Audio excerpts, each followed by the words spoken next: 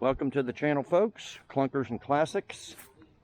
Where today we're going to give her the final longish road test before going on Hot Rod Power Tour. I'm going to go out to my dad's place, about 120-mile round trip, and we're going to check out a few things. I've already driven it out there before. No problems with it. Driven a bunch of short trips, no problems. I re-bled the brakes and adjusted the rear brakes. Seems to be a little bit better. We're going to check out that. The brakes work, but they just kind of goes to the floor. And yeah, I bled master cylinder a couple times, and four wheels 18 times, and I don't know what the deal is. We're also going to check out now my speedometer. If you're new, speedometer is 8.5 miles off. So if you're doing 50, you're really doing 58.5. Okay, so that would make the odometer off too.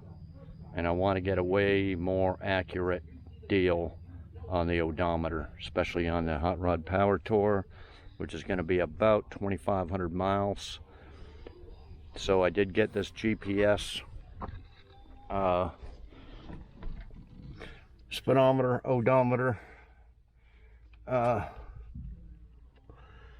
it is there. All it's got is a trip odometer. So, and every time you turn the power off, it resets to 0, I believe. We're going to check out that for sure. So I'm going to basically compare this one to my regular odometer and see what the difference is within, like 100 miles. And that way, when I go on a trip, I can just do the math, use 1,000 miles off one and get it accurate on the other, that type of thing. So then I don't have to rely on that. I can just keep it on speedometer. So that's one of the main things. And yeah, I could get all this reset, but it's cost hundreds of dollars and getting a computer redone of getting the accurate speedometer and all that stuff. So I'm not going to do that. I already had the ECM done once, so I'm not going to have it done again. I rinsed it down, but yeah, you can see some water spots. I want to get some shots. I'm going to have the sunroof down. We'll get some shots out the sunroof. Out the back, and I'll be putting it on the it's the only mount I can figure. I don't have one that sticks on the windshield that makes the camera upside down. I don't know what the deal is with that. So I just got this one here. It's going to point out through here. We'll do one trip with that in fast motion. Gonna bring the dogs out to my dad's, let them run around, especially Nikki. Let her run around without a leash, so she won't have to go. Here I can't do that because she goes after the cats and bumps into stuff. My dad's place is pretty much cleared out, so she's pretty good out there. So yeah, that's what we're gonna do. So yeah, and the biggest thing is check how many miles per gallon it gets. So once I get almost to the highway, we're going to fill it up. I got 2 gas tanks. We're going to fill up the aftermarket gas tank underneath here all the way. And then when I come back after 120 miles, then we're going to fill it up again. Then I can figure out how many miles per gallon it gets. I have no idea. I know what it should get. It should get well over 20. But I don't know what they did with the computer tune. Sometimes they do them tunes, and it affects the gas mileage quite a bit. I told them not to do too much. I didn't want to compromise gas mileage, but you don't know. Okay, other than that, my main speedometer, not my speedometer, my main fuel tank on the gauge right here. When I welded on the skid plate for the oil pan, I disconnected the battery before I welded and when I reconnected the battery, that's where the fuel gauge reads. And no matter what I've done since, it hasn't come back. So that's why I got extra fuel gauges. People, oh, you got too many gauges. Well, that's why. So why that did that, I don't know. So I got another fuel gauge for the aftermarket tank, and then for the side tank. And that's a factory tank here. And I got a little fuel pump that goes into the main tank. So, but we don't want to use that. We want to use the main tank to check the gas mileage. Once I know what the mileage is, then I can use this later on a road trip if I get low on gas, because the aftermarket tank's only 15 gallons. I think it's 15, and then this one's 20. So it actually holds 35 gallons, but I don't want to carry around that much. Just probably use this tank here. Okay, so I'll be back when we're on the road. Okay guys, we're just cruising along.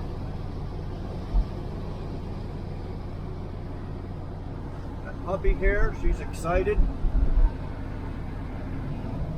And Nikki's doing good. Yeah, the back seat don't bounce since I put them shock extenders on there. That looks pretty good. We'll have to wait till we get up to really highway speed. Okay, yeah, the trip odometer works, but as soon as you take the power off, it goes back to 0. So I'm not going to set it.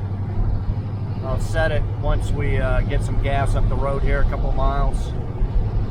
And then we'll check it out against the regular odometer in the dash. Okay, so I think the next clip, I'm going to set you up on that deal there. We'll do some fast motion, and then once I get almost to my dad's off the highway, I'm going to do some shots of the sunroof and the doors and all that. But there'll be so much wind noise, I'll have to put some music to it. Then once we get to my dad's, we'll give you some shots of the dogs running around, stuff like that. So anyway, I'll be back. Okay guys, I forgot my phone charger, or my camera charger. So if I had set you up and recorded the hour-long trip in fast motion, it drained the battery. So we'll have to do that again some other time.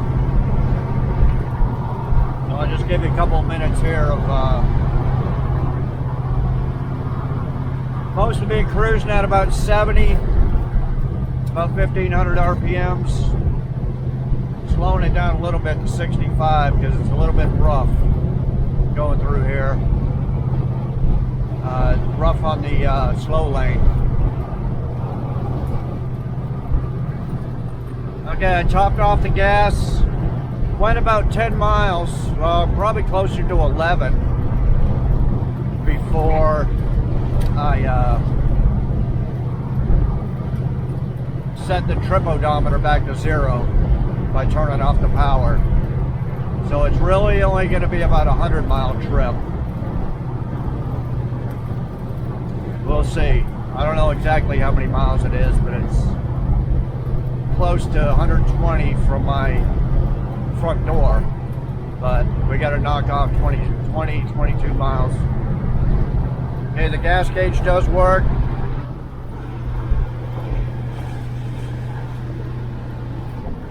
One on the left is for the auxiliary aftermarket tank fuel cell. It is full. What's it reading? 3/4? No, it's reading full. When it reads empty, it's still got about a third of a tank left. so it's not accurate. So I keep my eye on that. So I just put 40 bucks in, so I filled up that one tank, and then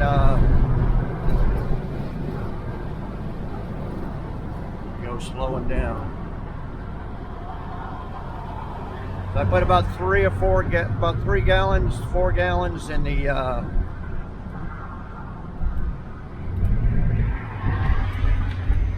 in the factory tank.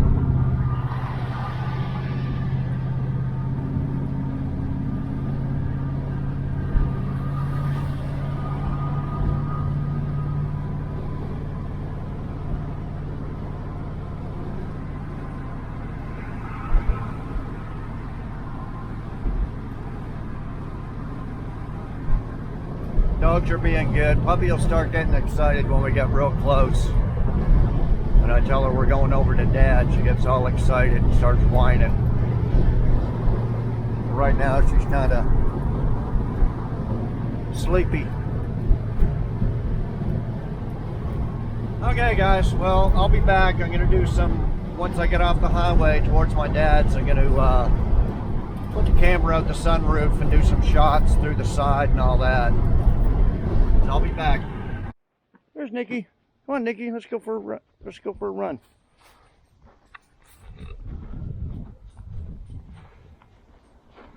Okay, guys, we're at my dad's place. We've already been walking around quite a bit. Poor puppy's just being slow. Come on, Nikki. Let's go for a run. She hasn't banged into a tree yet.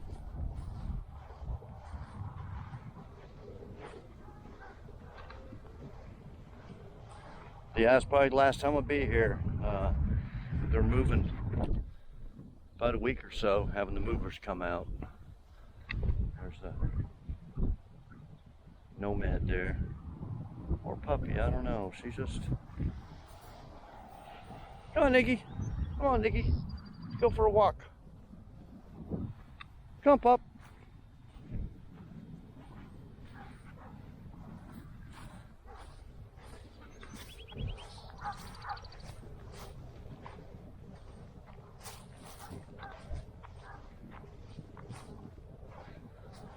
Oh, puppy, I think she's just gonna stay there. We already walked way down there and came back, get the camera. Anyway, just figured I'd give you guys a shot of that. I was gonna put some shots through the windshield of the car, or through the sunroof, but had a guy right on my ass, so I didn't want to try to do it on the way back. Anyway, I'll be back. Well guys, it's pissing down rain. So the rain's actually slowed down a little bit. It was just really blasting.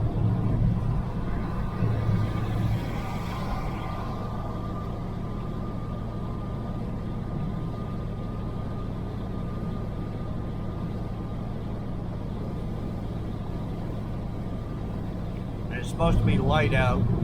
It's like 30-45 minutes before it's supposed to get dark. It got dark about an hour ago like this, so couldn't stick the camera at the sunroof and get some good shots, so I'll have to do that tomorrow, I guess.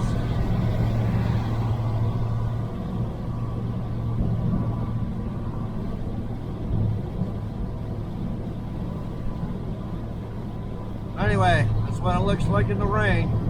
Seems to handle okay in the rain, and brakes work good, wipers work. I think it'll be alright if I catch any of this type of crap on the Hot Rod Power Tour. I think it'll be alright. Not going that fast. 60.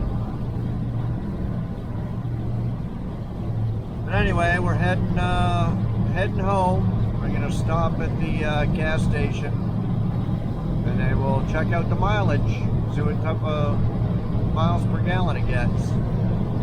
The gas gauge really hasn't moved. Well, I think this one has a little bit. The other one hasn't.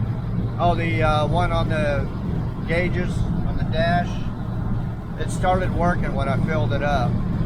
It just went to full, and it's still full.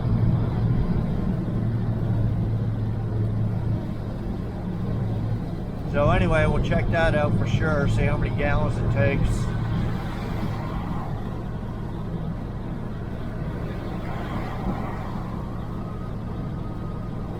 Some of these idiots driving without headlights on.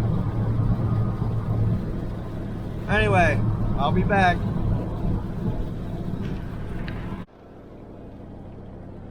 Okay guys, just put some gas in it, calculated out the mileage. It took 4.8 miles, or 4.8 gallons to do 97 point something miles. It worked out to 20.27 miles per gallon. So a little over 20 miles to the gallon. I was hoping for more, but I've been smelling gas because I topped that aftermarket tank off, and I know it can't be leaking, but I don't know, I smell gas when it sloshes around, so it might, I don't know. But anyway, for now, 20.27 miles per gallon. I'll take it. That's what the 6-cylinder 78 Nova got last year on the Hot Rod Power Tour. So we got a car weighs a lot more with a fast V8 in it, gets the same mileage. So you gotta love the LS's. But anyway, I'll be home here pretty soon. Flawless trip, no problems whatsoever. Brakes are working good even on the wet roads. No complaints. So tomorrow we'll go, well, it's supposed to be 30-40% chance of rain the next few days, but got a nice little sunny spot. We'll take it out there and I'll get some good shots there out the sunroof, down the sides, stuff like that. Okay, so I'll be back. Okay guys, it's the next day. As you can see, it's raining. It actually was nice out this morning into the afternoon, but I got sidetracked doing other stuff, so I couldn't take it out for a test drive and get some good shots yet. I'll do it tomorrow for sure. So yeah, I made it okay, the trip. Very happy with it. So I've driven it in the rain, driven it in the dark twice. No problems. And the other thing I'll mention, there's no leaks anywhere from water leaks. No leaks around the windshield, the sunroof, the side windows, no nothing. There's a little bit of air noise from that front. Oh, I didn't close it, did I? Oh yeah. This vent window here, this rubber. I got it for the wrong car. But anyway, little bit there. All you do is crack it open and it stops. Okay, AC wise, I don't know. I think I'm gonna put some more JB Weld on it and maybe buy 5 or 6 cans for the trip. And hopefully a can a day will help it. But other than that, I don't know how I can figure out where the leaks are coming from. I still got a few days. Well, I don't know. We'll go over the Hot Rod Power Tour here in a minute. Right in the middle of doing the body work and paint on the Avalanche, but yeah. So the only thing is the AC. So yesterday was hot and sunny. It was 85. It was perfect. I had my little fans going, the windows down for the dogs. Perfect. But of course, I don't think it's going to stay 85 for the next 2-3 weeks.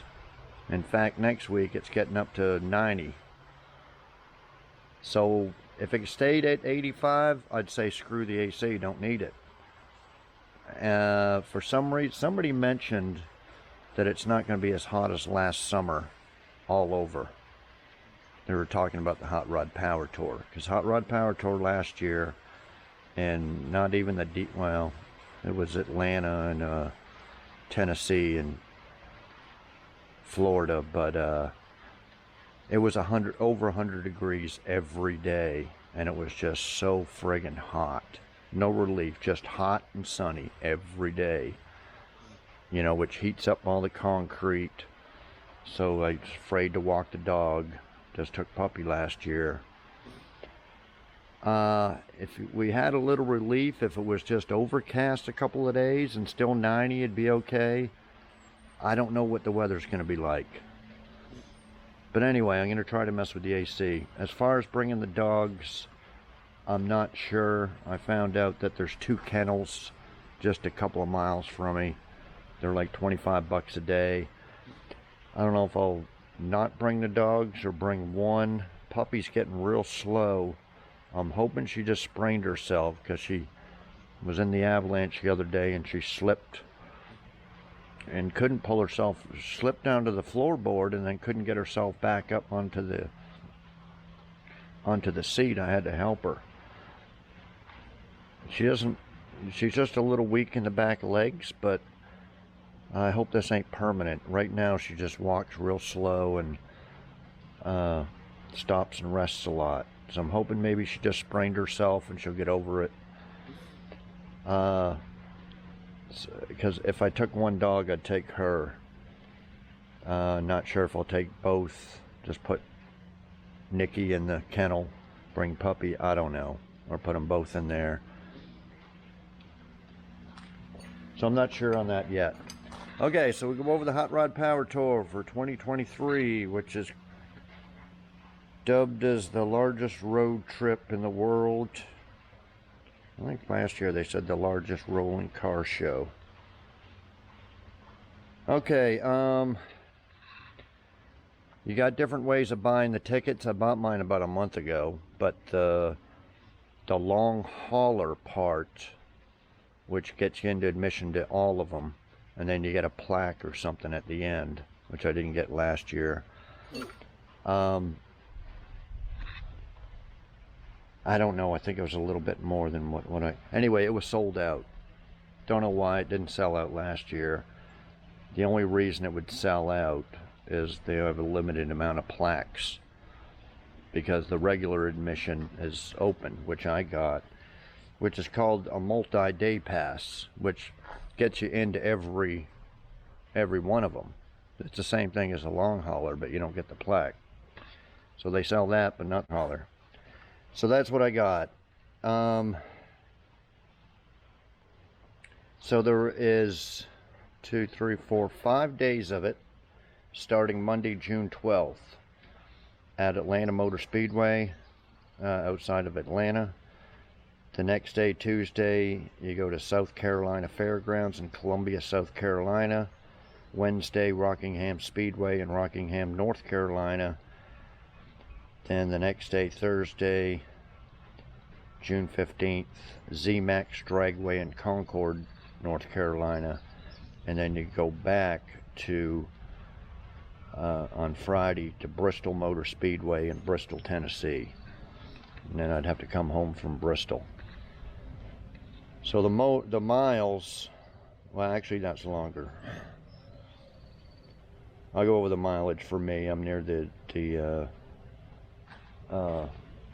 Texas-Oklahoma border. So from where I'm at to Atlanta, 850 miles.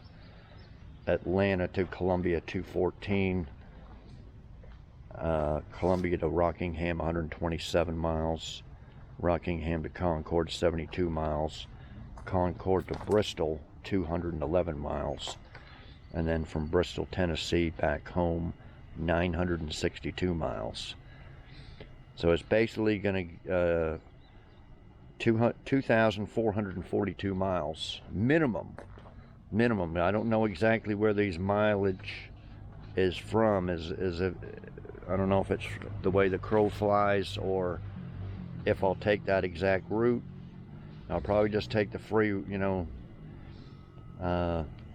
fastest way there, and the only thing they didn't give this year, I'll have to check on it again, is they didn't give the routes, like say from Atlanta to Columbia, 214 miles. They didn't actually give the routes, and I believe last year they had little maps of the route to take, so everybody, you know, kind of takes the same route, and then you have all the locals, like last year, all sitting out on their lawn chairs, waving at all the hot rods passing by, stuff like that.